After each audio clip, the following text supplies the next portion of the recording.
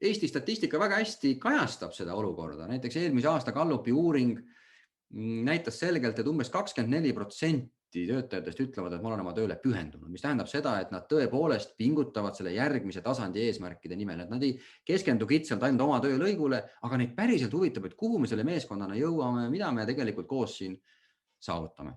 Ja võrreldes üle-eelmise aastaga muide on 1% võrra langenud ja arvatavasti siin on see koroona olukord, sest muidu on ikkagi tõusnud aasta-aastalt. Umbes 67% ütles eelmine aasta, et kõik saab tehtud. Mulle oma töö meeldib. Polegi minu mure liiga palju muretseda selle üle, kuidas meie osakonnal või organisatsioonil läheb, aga kõik saab tehtud, et millega te rahul ei ole. Ja siis on umbes 10% selliseid, kelle kohta ikkagi juhid tunnevad, et need inimesed võtavad nendelt põhjendamatult energiat. Et see viis, kuidas nad tööd teevad mõnikord, nende tööstiil, aga eelkõige hoiakud ja suhtlemine on see, mis võib-olla natukene lõhub seda meeskonna vaimu, mürgitab õhku, kulutab sinu aega ja energiat. Ja sa ei saa kuidagimoodi nendega nagu tegelemata jääda, kuigi sa tead, et sa ei peaks nendele energiat kulutama, sest et kui seda energiat panna rohkem nendele keskmistele ja õnnestuks neid kuidagi transformeerida pühendunuteks, siis uuringud näitavad reaalselt, et tegelikult juhil on lihtsam oma eesmärke saavutada, kui tal on pigem sinna pühendumusele kalduvad töötajad. Ja kahtlemata ma usun, et teie organisatsioonis tehakse neid pühendumuse uuringuid, te teate neid numbreid.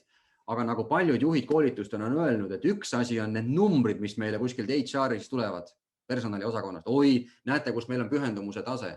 Aga kõige täpsem on ikkagi sinu antenn sinu südames. Sa tead tegelikult oma osakonnas, kui palju on neid pühendunud töötajaid, kui palju on selliseid, kelle kohta võiks öelda nagu potentsiaal on olemas, aga nad ei anna endast kõike välja. Ja kui palju on nii-öelda siis vastutöötajaid. Ja nüüd tekib küsimus, et okei, kuigi see on Eesti statistika, umbes 600-700 inimest küsitletakse aastas Gallupi poolt, aga oletame, et teil on see märkimisväärselt kõrgem. Oletame, et sinu andurid ütlevad, et jaa, et mul on 35% vähemalt tiimis, võib-olla 45%, võib-olla 50%, kelle kohta võib öelda, et nad on täielikult pühendunud. Ja täielik pühendumine ei tähenda seda, et nad töötavad nädalavahetustel ja õhtul, vaid see on see mõtteviis, et mida nad oma tööks nimetavad, kas sinu toetamist, meeskonna toetamist, meeskonna aitamist või nad näevad tegelikult pigem siis oma tööd kitsamas perspektiivis.